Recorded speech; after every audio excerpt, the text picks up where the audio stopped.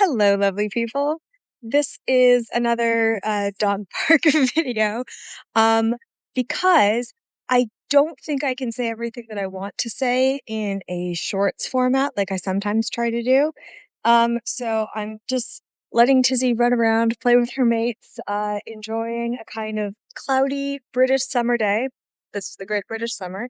And gonna yap very briefly about another thing that's happened that is weirdly exactly in my wheelhouse of lived experience, the kind of content that I create here, and the kind of things that I just like to talk about. So,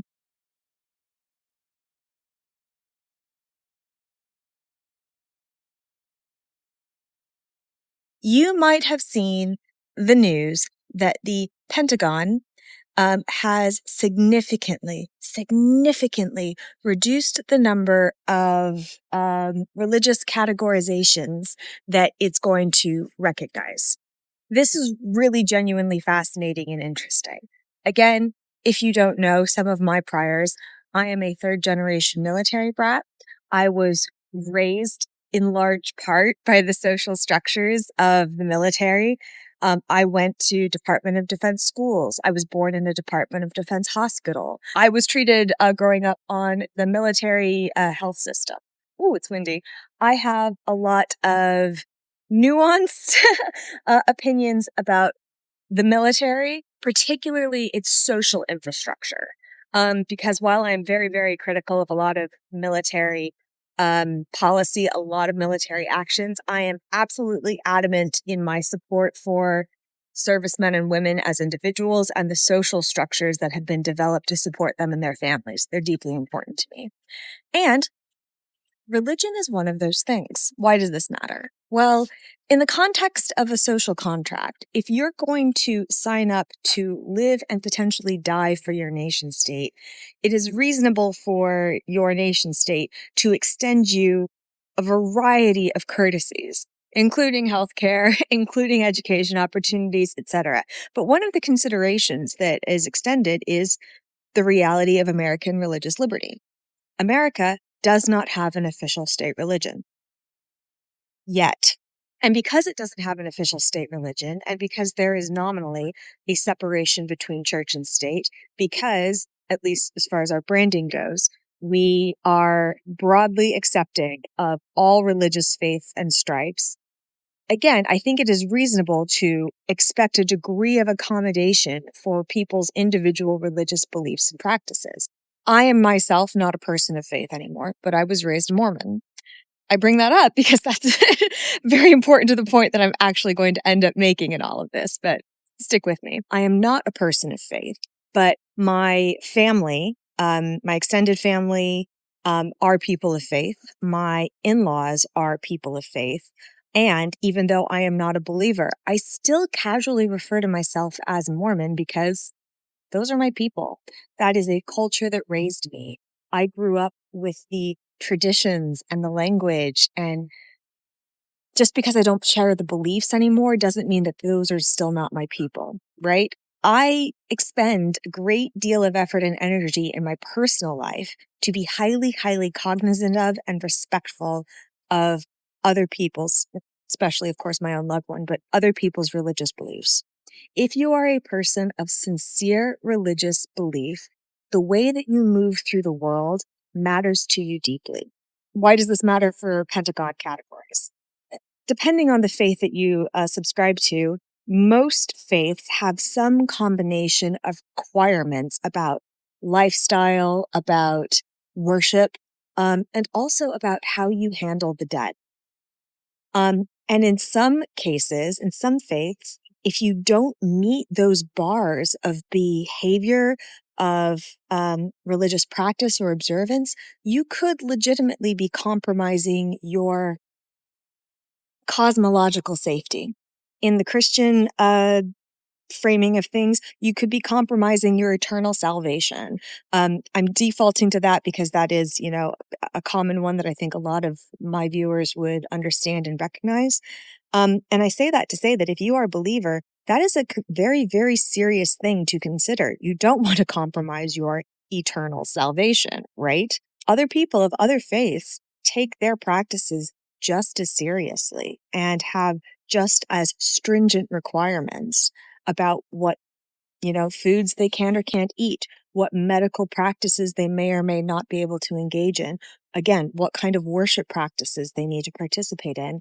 And again, how their bodies might need to be handled on death. Something highly relevant to military experience. So, when the Pentagon decides to strip back the amount of designations that it's going to observe, it is literally making it less possible for a wider group of people to join the US military and trust that their sincere beliefs and practices are going to be observed. Another way of saying this is it's made the US military more culturally hostile to people who don't fall on that list. This isn't by accident. As I always say, put a pin in that. I'm going to come back to it. Let me pivot really quickly to Mormonism. The reason this came to my attention is not just because I follow the military news for obvious reasons, but because I'm ex-Mormon, and ex-Mormon who is still very deeply emotionally invested in the health and the well-being and the safety of the LDS community. Those are still my people. Also, I am a registered Utah voter. My partner and I lived in Utah he lived in Utah all of his life. I went to university there, which is where we met. And I lived there for several years before we moved to the UK. So even though I don't live there, that's where I vote. Those are my politicians. And because the Mormon Church plays such a significant role in Intermountain West politics, especially in Utah and Idaho, there are political implications when Mormonism as a group comes to the fore of the cultural conversation, right? When the Pentagon stripped back its military recognition designations for religions, it kept Mormonism, the Church of Jesus Christ of Latter-day Saints, is its official designation, on the list of acceptable religions. That list was culled from like 200 something down to 30 something. So 180 religious designations have just been wiped from the list. That is a significant shift. And like I said, Mormons are still on the list, but something very fascinating happened. That list of 30-ish approved, recognized designations is broken up into subcategories, one of which is Christian and includes several different denominations of Christianity, because of course, Christianity isn't one thing. It's a Venn diagram, right? And notably, Mormonism, while still being accepted and still on the list, was not designated as a Christian denomination. And a lot of Mormons are in their feelings about it. Why would this be, you ask? Well, some social history. There is actually a long-standing debate of whether or not Mormons can call themselves Christian, particularly in the context of American Christianity, which, again, is its own subgenre and subcategory of the wider Christian ecosystem. Why is there debate about this? Well, because of history, because of theology, because when people say that they are or aren't Christian, there's actually multiple conversations going. When Mormons say that they are Christian, what they mean is that they recognize the salvific role of Jesus of Nazareth, Jesus Christ, as the Redeemer in a way that Christianity does. That he suffered and died for the sins of mankind, and it is through his sacrifice that humans can overcome their inherently sinful or fallen natures, although Mormons have a much more nuanced take than that. I'm giving you the Cliff Notes version here. And can, receive salvation and enjoy the afterlife with other believers. When Mormons say they're Christian, it is because of this core tenet, which is an important one in Christianity. When other Christian groups say that Mormons aren't Christian, what they are saying is that Mormonism does not subscribe to a key set of beliefs that for the better part of 2,000 years has been a requirement almost to be accepted into the Christian category. Most of these are related to the Nicene Creed, and are largely, though not exclusively, about the doctrine of the Trinity, that God is a thrice embodied being. Father, Son, and Holy Ghost are the same entity in different forms. Again, Cliff Notes version. I'm sure I'm butchering this theologically speaking, but Mormonism is different. Mormonism believes that God the Father, Jesus the Son, and the Holy Spirit are three separate entities. So, if, as decided at the Nicene Council, in the 800s, I don't remember, and I really should, I apologize. If, you don't subscribe to the doctrine of the Trinity, can you call yourself a Christian? Most Christians say no. So for me, growing up, this was always kind of much of a muchness. I never took it personally when other Christians said I wasn't Christian, because I understood that what they were saying, they were making a theological statement. But when most Mormons hear that, they hear it more as a pejorative, as an accusation of a lack of, or as exclusion, as lack of belonging to the in-group of American Christianity. And all I can say is they're both right. It's a problem of category and context. And I have no problem arguing either side of the debate, depending on the context. I would absolutely argue that Mormons considering themselves Christian is emotionally, culturally, and spiritually valid, that they belong to this wider cluster of systems and beliefs and organizations and groups that mostly share a lot of common threads. And I would also argue that a lot of their core beliefs are fundamentally outside of the acceptable spectrum of belief. So I don't take it personally, but as a cultural block, a lot of American Mormons do. It feels like an insult or an exclusionary statement to not include us in the club of Christianity, which is why when this categorization change dropped, a lot of Mormons and a lot of Mormon politicians immediately said, "What the hell, guys?" Not obvious. They said, "What the heck, guys?" That's the history, again, in Cliff Notes versions and context. But why I think this is significant is actually a much bigger deal. I spend a lot of time, mostly on my Instagram stories, but in a few other areas of my online life, such as YouTube, talking about uh, political narratives, how they are shaped, trends that we see, and what certain messaging means. I bring up the metaphor of the Venn diagram a lot because I find it really, really useful. And I think it accurately describes a lot of people's cultural and media experiences where you exist in a lot of different circles at the same time, right? But just because you exist in some of those circles does not necessarily mean you exist in all of them. And the truth is that stereotypical Mormonism as a religious cultural community, as a voting bloc politically, as a pop culture entity in the last 20 years especially, exists in a Venn diagram of conservative politics, the wider religious right, again, in America, trends towards more religiously based authoritarianism in American government, and in some cases, outright explicit Christian nationalist and fascist projects. So when I look at this categorization problem, I see another incident of creeping fascism. And I don't say that, again, pejoratively. Fascism is not about being mean to people. It is not about, it is not a pejorative to throw around about people you dislike.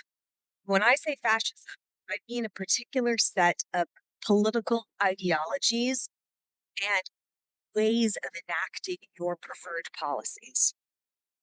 A really, really good and succinct way to think of fascism as the classification of who is in the in-group.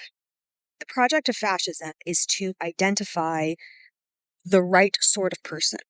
Who gets to be a citizen?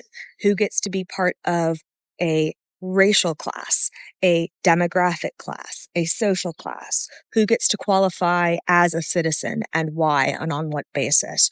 Who gets certain protections under the law and who is outside of the realm of those protections? When I say that America is drifting toward fascism, I specifically mean that these trends in identifying acceptable groups of people and explicitly working to minimize, exclude, reject, and eject people who don't fall into that category. This is what I. In the last few years, we have seen this in the Trump administration's aggressive approach to immigration, their smash and grab approach to, quite literally in some cases, snatching people off the streets because they don't meet a linguistic, racial, or visual presentation degree of acceptable categorization. They will literally snatch you first and ask questions later, which has, of course, led to incidents of citizens and permanent residents and people who should have legal protections being denied those protections, being shipped off to foreign prisons or being evicted from the country under very, very shoddy legal circumstances. Because again, it's not really about the law, it's about who the protections of the law should apply to, right? Immigration is perhaps the most virulent issue of the Trump administration, but it is by no means the only one. Trump is not, in and of himself, a particularly religious man. Like, a cursory knowledge of his statements, his actions, his behaviors over the years makes this abundantly clear. If he has any kind of set of core guiding principles, I would say that they all fall under the category of self-enrichment and self-aggrandizement. Like, literally, that's the be and end all. But he has either surrounded himself with or been surrounded by people who do have explicit religious agendas. Most famously at this point, there are elements of this in Project 2025, but the faith leaders who have most openly supported him, the faith movements that have coalesced around him, in spite of the fact that a lot of his stated behaviors, his known transgressions, and even his past beliefs are completely at odds with their faith principles, because he is a vehicle to power for these people. They are more than willing to hitch their star to him. I'm not talking about one specific group of people. I'm talking about a coalition, a Venn diagram of people with a variety of agendas and objectives. The overturning of Roe v. Wade is absolutely part of this. The crackdown on immigration is another part of this, one that happens to overlap with a lot of racial prejudice of other groups. Again, I'm trying to thread a very, very careful needle here. It is possible to want more stringent immigration reforms and policies and not hold explicitly racist views. But there is more overlap than there isn't, right? Likewise, it is possible to have very, very stringent views on immigration and not be a Christian nationalist. But what I am saying is that whether or not you like it, if you hold some of these views, you are likely swimming in waters with fellow travelers who do hold these views, which is why it behooves everybody to be very, very aware of the media that you consume, the topics that you engage with, and yes, a lot of the political positions you hold, because they almost never exist in isolation or a vacuum. You have to know who your fellow travelers are, and that is one of many ways you need to make decisions about your politics and your policies and your priorities as an individual and as a citizen. So to kind of draw this to something of a conclusion, when I see Mormons still on the list of acceptability, but specifically not categorized as Christians, I'm not surprised, because a lot of the faith leaders and the faith allies of people in charge in the current administration do not view Mormons as Christian, and they never will. It doesn't matter that a significant number of American Mormon adults are Republican voters. It doesn't matter. It doesn't matter that there has been a broad trend towards MAGA in that same Republican voting Mormon community over the last 20 years. It doesn't matter. The people who voted for Mitt Romney and the people who voted for Trump are the same people, even though their policies were not always in very close alignment. And indeed, those policies have drifted over time as they have taken on new circles in the Venn diagram that more align with Christian nationalism, that more align with outright nationalism and Nazism in some of the most extreme circles, that,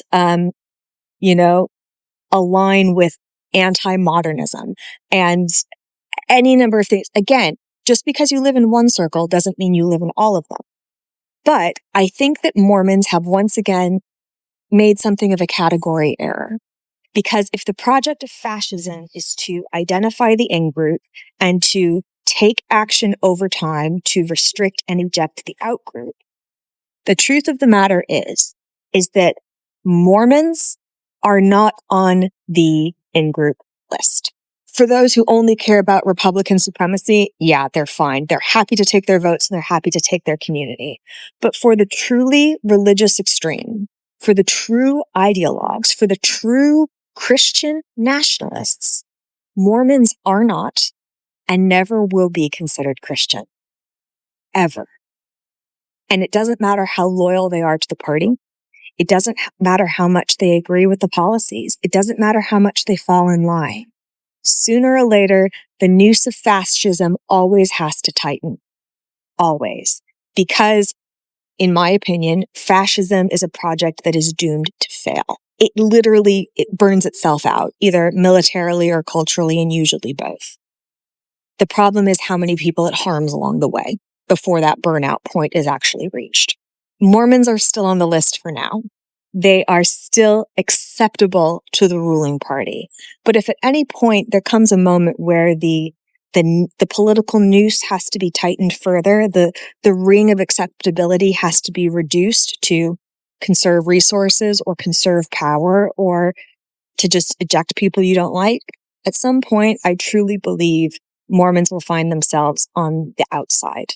There's only 3 million nominal Mormon adults. And even that's a very generous sum, right? Because my name is still on the records of the church somewhere. I am not active in the faith, nor am I a Republican voter, and I never have been. But when people talk about Mormon demographics, they're including me in that approximately 3 million voter estimate. Mormons are about 1% of the population. And at time of recording, the U.S. is doing a lot worse to a lot larger demographic percentages of the population when they have determined that those people are not part of their preferred political project. So if you're Mormon and you're MAGA, I don't expect to change your mind. I don't think that I can. And as I often joke, I'm not in the business of missionary work anymore. But I do think it's important to, if you're not Mormon, perhaps provide some perspective on why this is a significant move, not just for Mormons, but for a wider project of Christian nationalism. Also, if you're American, I think, again, you need to pay attention to the ways in which your fellow citizens' ability to participate in our institutions, including the military, are being systematically changed to make it a more hostile environment to them. And, this is a tangent, but lest we forget, the American military has been a huge force for upward mobility in American life.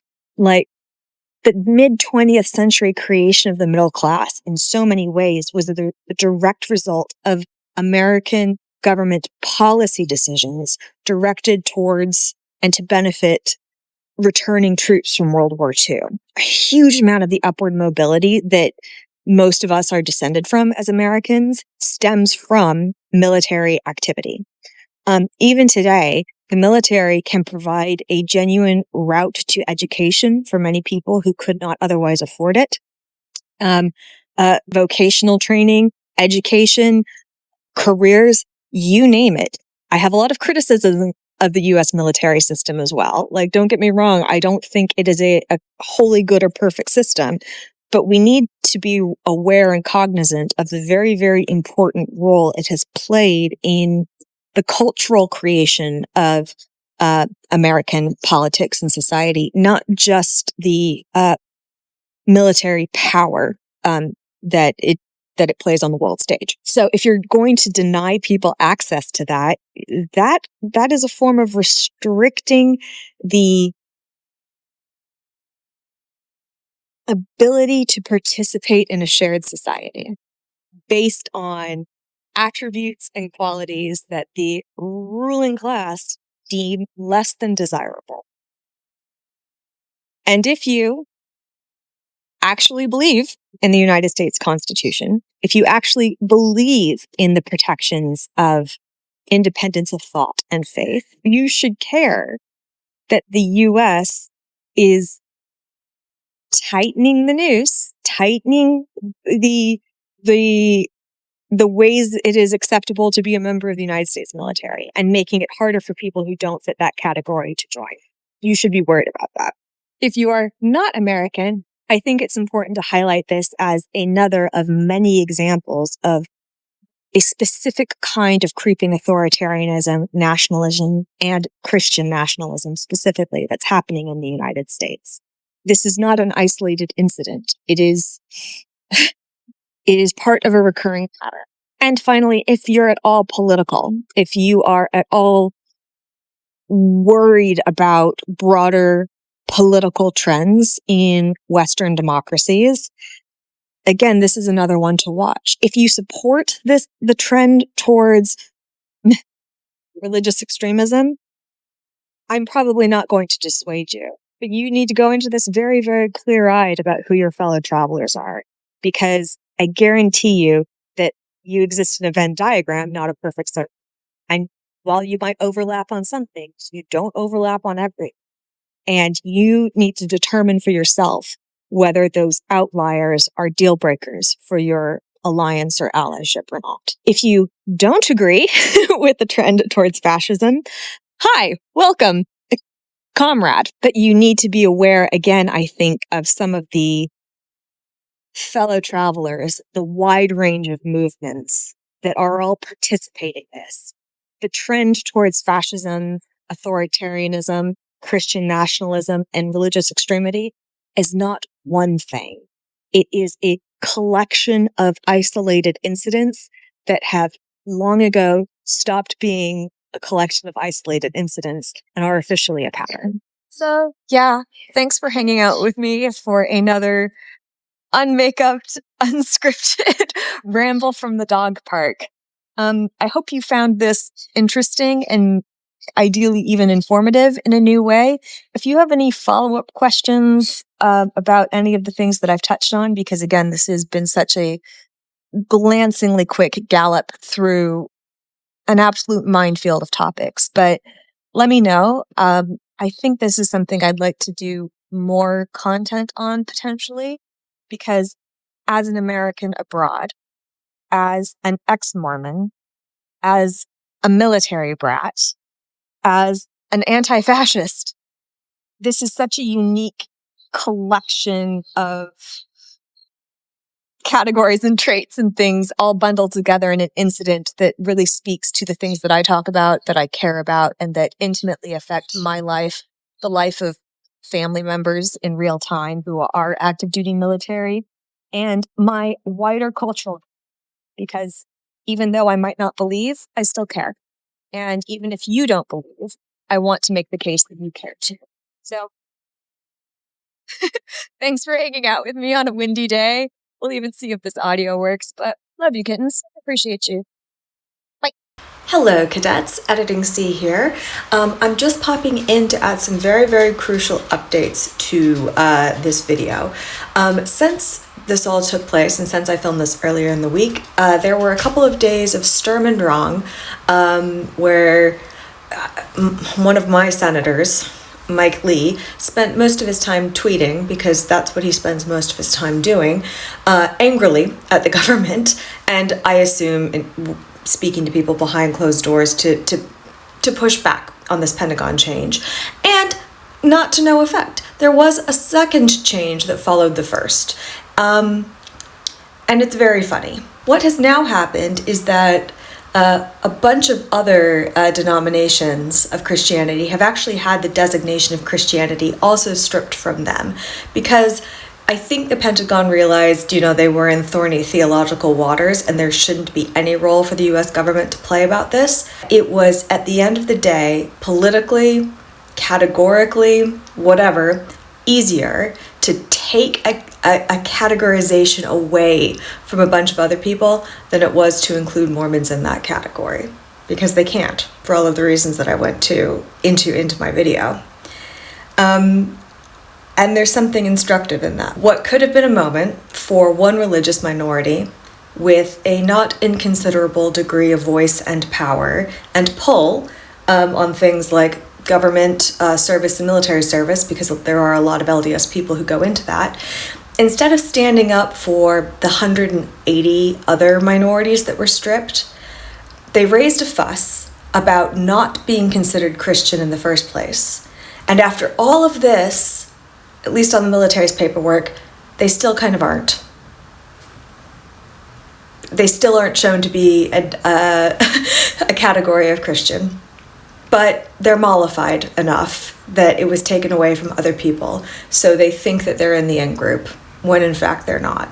And the more salient point remains that 180 other minorities are also in the out-group now too. Good job, everybody.